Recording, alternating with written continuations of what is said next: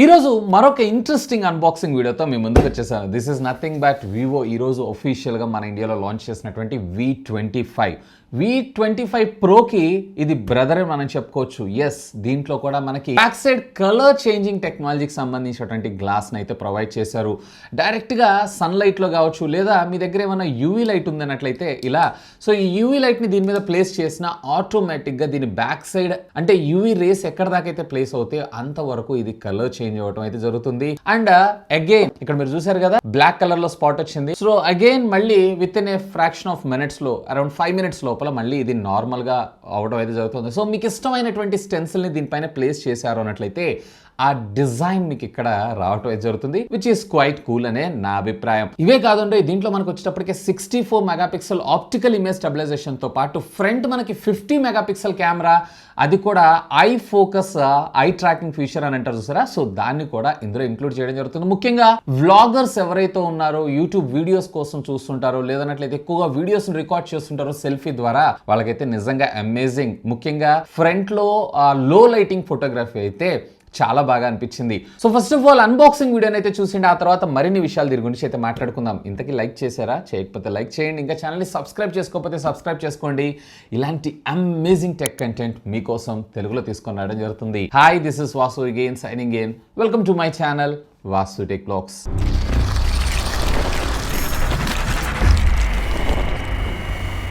V25 Vivo branding and left and right same. ఇక back side దీనికి సంబంధించినటువంటి colour అలాగే వేరియంట్ తో పాటు దీనికి సంబంధించినటువంటి సార్ వాల్యూస్ కూడా మీరు చూసారు అన్నట్లయితే ఆ రెండిటిల్లో ఆల్మోస్ట్ 1 దాకా మనకు రావడం జరిగింది. సో కొంచెం సార్ వాల్యూస్ ని కంట్రోల్ చేస్తుంటే బాగుండేదని నా అభిప్రాయం. ఇక ఆలస్యం చేయకుండా సీల్ అయితే మనం ట్యాంపర్ చేసి బాక్స్ లోపల కంటెంట్స్ ఏమున్నాయి ఏంటి అనేది కూడా ఒకసారి లుక్ అయితే వేసేద్దాం. ఇక్కడ మనకి పంపించిన variant 8+128GB surfing blue colour ని మనకు పంపించడం జరిగింది. ప్రైస్ ని అయితే వీళ్ళు కొట్టేశారు. సో ఎనీవే ఇది నా ఎక్స్పెక్టేషన్స్ ప్రకారం, అంటే as of now video shoot చేసేటప్పటికి నాకు తెలియదు, నాకు తెలిసినంత వరకు ఇది సుమారుగా అండర్ 30,000 సెగ్మెంట్ లో తీసుకొచ్చేటువంటి అవకాశం ఉంది. ఫస్ట్ ఇనిషియల్ గా ఫోనే, దీంట్లో ఒక స్పెషాలిటీ కూడా ఉంది, అదేంటని మనం మాట్లాడుకుందాం. దీంతో పాటు IMEI సీరియల్ నెంబర్స్ సంబంధించినటువంటి కొన్ని డాక్యుమెంట్స్ అండ్ దీంతో పాటు మనకి ఒక క్లియర్ కేస్ ని కూడా ప్రొవైడ్ చేశారు. అఫ్ కోర్స్ దీని బిల్డ్ క్వాలిటీ కూడా పర్వాలేదు, బానే ఉంది. ఇక వీటిని పక్కకు పెట్టారు అన్నట్లయితే మరికొన్ని యూజర్ మాన్యువల్స్ ని కూడా మనకు ప్రొవైడ్ చేశారు. యాజ్ యూజువల్ గా చదవము. అండ్ దీంతో పాటు 44 వాట్స్ కి సంబంధించినటువంటి ఫాస్ట్ చార్జర్ ని కూడా ప్రొవైడ్ చేశారు. లాంగ్ సైడ్ విత్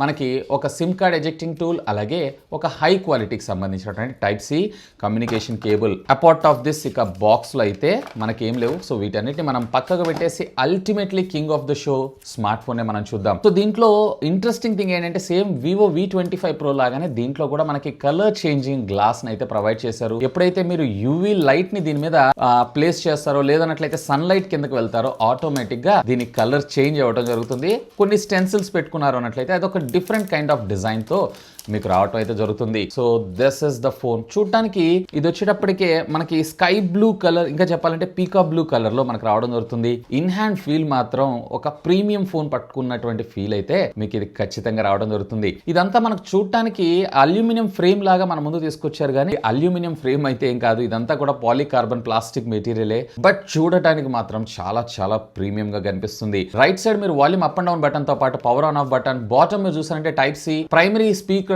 అలాగే SIM card slot, primary microphone తో సహా. ఇక లెఫ్ట్ సైడ్ అయితే ఏమీ లేదు. ఇక టాప్ మీరు చూసారు అన్నట్లయితే కనుక just secondary noise cancellation microphone ని ప్రొవైడ్ చేశారు అంతే. ఇందులో బేసికల్లీ మీకు 2 కలర్స్ అవైలబుల్ ఉంటాయి. ఒకటి వచ్చేటప్పటికి బ్లూ కలర్, మరొకటి వచ్చేటప్పటికే black colour. And black colour లో మీకు ఈ గ్లాస్ చేంజింగ్ టెక్నాలజీ అయితే ఉండదు.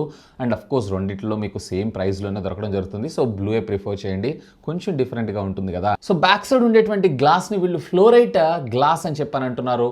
సో బేసికల్లీ మనకి యూవీ లైట్ ఎప్పుడైతే దీనిపైన రిఫ్లెక్ట్ అవుతుందో ఆటోమేటిక్ గా దీని కలర్ అనేది కొంచెం డార్క్ లోకి వెళ్ళడం జరుగుతుంది. ఈవెన్ డార్క్ లో వెళ్ళినా, లైట్ లో వెళ్ళినా నిజంగా కలర్ మాత్రం స్టన్నింగ్. ఈవెన్ బ్యాక్ సైడ్ ఉండేటువంటి ఈ డిజైన్ ఏదైతే ఉందో, అంటే ట్రిపుల్ కెమెరా లెన్స్ సెటప్ లో కూడా డ్యూయల్ కెమెరా లెన్స్ ని హైలైట్ చేస్తూ, మరొకటి వచ్చేటప్పటికే మ్యాక్రో సెన్సార్, ఈవెన్ ఆ డ్యూయల్ టోన్ ఫ్లాష్ కూడా ప్రాపర్ గా పర్ఫెక్ట్ గా. ఇక ఫ్రంట్ ప్రొటెక్షన్ విషయానికి వచ్చారంటే వీళ్ళు స్కాచ్ సెన్సేషన్ కి సంబంధించినటువంటి ప్రొటెక్షన్ గ్లాస్ ని మన ముందు తీసుకొచ్చారు. సో వీళ్ళు ఆల్మోస్ట్ ప్రీమియం ఫ్లాగ్షిప్ ఫోన్స్ అన్నిట్లో కూడా ఇదే గ్లాసెస్ ని అయితే యూస్ చేస్తూ ఉంటారు. దీంట్లో మనకి ఏ విధమైనటువంటి IP రేటింగ్ అయితే లేదు, కానీ దీంట్లో మనకి PTI nano splash resistant technology అయితే ఉంది. ఈవెన్ సిమ్ కార్డ్ దగ్గర మనకి గ్యాస్కెట్ అయితే అబ్జర్వ్ చేయొచ్చు. ఓవరాల్ గా చెప్పాలన్నట్లయితే కాంపాక్ట్ సైజ్ లో ఒక మంచి ప్రీమియం లుకింగ్ ఫోన్ అనే నా అభిప్రాయం. బట్ ఇది మీకు వివో కంపెనీ వాళ్ళు మిడ్ రేంజ్ సెగ్మెంట్ లో లాంచ్ చేసేటువంటి అవకాశం అయితే ఉంది. ఇక దీని థిక్నెస్ వచ్చేటప్పటికే just 7.7 mm and total mobile phone యొక్క వెయిట్ వచ్చేటప్పటికే మీకు అప్రాక్సిమేట్లీ 187 గ్రామ్స్ దాకా రావడం జరుగుతుంది. So light in weight and కొంచెం స్లిమ్ అండ్ స్లిక్ ఫోన్లో కూడా కాంపాక్ట్ గానే మనకి ఇమిడిపోవడం జరుగుతుంది. బ్యాక్ సైడ్ ఈ మ్యాటిక్ ఫినిష్ ఉండటం వల్ల మనకి ఫింగర్ ప్రింట్స్ అట్రాక్ట్ అవడం ఇట్లాంటివి అయితే ఏమీ ఉండవు. బట్ గ్లాసెస్ దగ్గర అయితే మీకు కొంచెం మనం టచ్ చేసినప్పుడు ఆ ఫింగర్ ప్రింట్స్ ఇవన్నీ రావడం జరుగుతుంది. సో కెమెరా పిక్చర్స్ ఎప్పుడైనా తీసేటప్పుడు కొంచెం క్లీన్ చేసి అయితే యూస్ చేసుకోండి బెటర్ పిక్చర్స్ కోసం. ఇక దీనిలో మనం ప్రాసెసర్ డిపార్ట్మెంట్ విషయానికి వచ్చాయంటే మీడియాటెక్ డిమెన్సిటీకి సంబంధించినటువంటి 920 SoC చిప్ సెట్ ని మన ముందు తీసుకొచ్చారు. ఇది వచ్చేటప్పటికి మీకు 6 nm బెనిఫిట్ టెక్నాలజీ మీద డిజైన్ చేసినటువంటి ఒక octa core processor, 2.4 GHz maximum clock speed మనకు రావడం జరుగుతుంది. అండ్ దీంట్లో మీకు మాలిక్ సంబంధించినటువంటి G68 MC4 GPU ని మనకి ఇందులో తీసుకొని రావడం జరుగుతుంది. So day to day life లో మీకు ఎలాంటి హ్యాంగ్ కానీ ల్యాగ్ కానీ లేకుండా ఇది పెర్ఫార్మ్ చేయడంతో పాటు మీడియం గేమర్స్ అయి ఉన్నట్లయితే గేమింగ్ సెగ్మెంట్ లో కూడా ఇది పర్వాలేదు, బాగానే పెర్ఫార్మ్ చేస్తుంది. అఫ్ కోర్స్ వీళ్ళకంటూ డెడికేటెడ్ గేమింగ్ మోడ్ కూడా మనకి ఇందులో తీసుకొని రావడం జరుగుతుంది. దాని సహాయంతో మీరు కాల్స్ ని వీటన్నిటిని అంటే నోటిఫికేషన్స్ అన్నిటిని బ్లాక్ చేసుకోవడంతో పాటు ఈవెన్ లో పవర్ మోడ్ లో కూడా ఎక్కువ గేమ్ ప్లే కోసం మీరు ఆ ఫీచర్ అయితే ఇందులో చూడొచ్చు. అండ్ దీంతో పాటు మనకి గేమ్ బూస్టర్ ఫీచర్ ని కూడా తీసుకొని రావడం అయితే జరిగింది. అండ్ దీనిలో మనకి ర్యామ్ వచ్చేటప్పటికి LPDDR4X టెక్నాలజీకి సంబంధించినటువంటి ర్యామ్, అది కూడా 8GB ర్యామ్ ని బేస్ వేరియంట్ కింద వీళ్ళు తీసుకొని రావడం జరిగింది. సో 8 128, 8 256 అలాగే 12 256GB ఇట్లా 3 వేరియంట్ లో మీకు ఈ మొబైల్ ఫోన్ రావడం అయితే జరుగుతుంది. అండ్ దీంట్లో UFS 2.2 స్టోరేజ్ ని మన ముందు తీసుకొచ్చారు. 3.1 తెచ్చి ఉంటే బాగుండేదని నా అభిప్రాయం. ఇంతేకాదు ఎంత ర్యామ్ అయితే మీకు ఉందో అంత విర్చువల్ ర్యామ్ ని కూడా మనకు ప్రొవైడ్ చేశారు. అంటే 8+8 టోటల్ 16GB. అంటే మల్టీ టాస్కింగ్ చేసే వాళ్ళు ఎవరైతే ఉన్నారో వాళ్ళకి లాట్ ఆఫ్ అప్లికేషన్స్ ఏవైతే ఉన్నాయో ఈ విర్చువల్ మెమరీలో స్టోర్ చేసుకునేటువంటి అవకాశం అయితే ఉంది. అండ్ ఈవెన్ ఇదే కాదు, దీంట్లో మనకు వచ్చేటప్పటికి హైబ్రిడ్ సిమ్ స్లాట్ అయితే ప్రొవైడ్ చేశారు. డెడికేటెడ్ మెమరీ కార్డ్ స్లాట్ అయితే ఉండదు. సో మీరు 2 సిమ్ కార్డ్స్ వాడుకోవాలంటే మెమరీ కార్డ్ త్యాగం చేయాల్సిందే, లేదా సింగిల్ సిమ్ వాడుతూ అప్ టు 1 TB దాకా మీరు మెమరీని అయితే ఎక్స్పాన్షన్ చేసుకోవచ్చు. అలాగే దీంట్లో under display finger print scanner ని కూడా మన ముందు తీసుకొని రావడం జరిగింది. అండ్ పర్వాలేదు, ఫాస్ట్ గానే మనకు అన్లాక్ అవ్వడం జరుగుతుంది. ఇక ఆపరేటింగ్ సిస్టమ్ విషయానికి వచ్చారన్నట్లయితే as usual Funtouch operating system Android 12 out of the box మనకు రావడం జరుగుతుంది. వీళ్ళు మోస్ట్లీ మరొక 2 మేజర్ అప్గ్రేడ్స్ ని అలాగే 3 years పాటు సెక్యూరిటీ ప్యాచెస్ ని మనకు ప్రొవైడ్ చేసేటువంటి అవకాశం ఉంది. ఇక దీనిలో మనం డిస్ప్లే గురించి మాట్లాడుకుందాం. ఎస్, దీంట్లో మనకు వచ్చేటప్పటికి AMOLED డిస్ప్లే, అది కూడా 6.44 inches కి సంబంధించినటువంటి డిస్ప్లే అయితే యూస్ చేశారు. వాటర్ డ్రాప్ నాచ్ అని తెచ్చారు, కానీ దీంట్లో ఇంట్రెస్టింగ్ గా బెజల్స్ ఏవైతే ఉన్నాయో చాలా అంటే బార్డర్ తో చూసారు అన్నట్లయితే చాలా తక్కువగా మనకు రావడం అయితే జరుగుతుంది.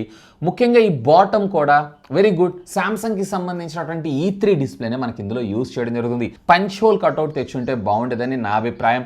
ఈవెన్ దీంట్లో మనకు వచ్చేటప్పటికే 90Hz స్టాండర్డ్ రిఫ్రెష్ రేట్ మాత్రం మన ముందు తీసుకొచ్చారు. సో ఈ బడ్జెట్ సెగ్మెంట్ లో 120 కూడా తెచ్చుంటే బాగుండేదని నా అభిప్రాయం. సో క్వైట్ మనకి బ్రైటర్ సన్లైట్ లో కూడా ఎలాంటి డిస్ట్రాక్షన్స్ లేకుండా డిస్టర్బెన్సెస్ లేకుండా మీరు డిస్ప్లేని అయితే చూడొచ్చు. ఈవెన్ OTT కంటెంట్ లవర్స్ ఎవరైతే ఉన్నారో వాళ్ళు కూడా చాలా బాగా ఎంజాయ్ చేస్తారు.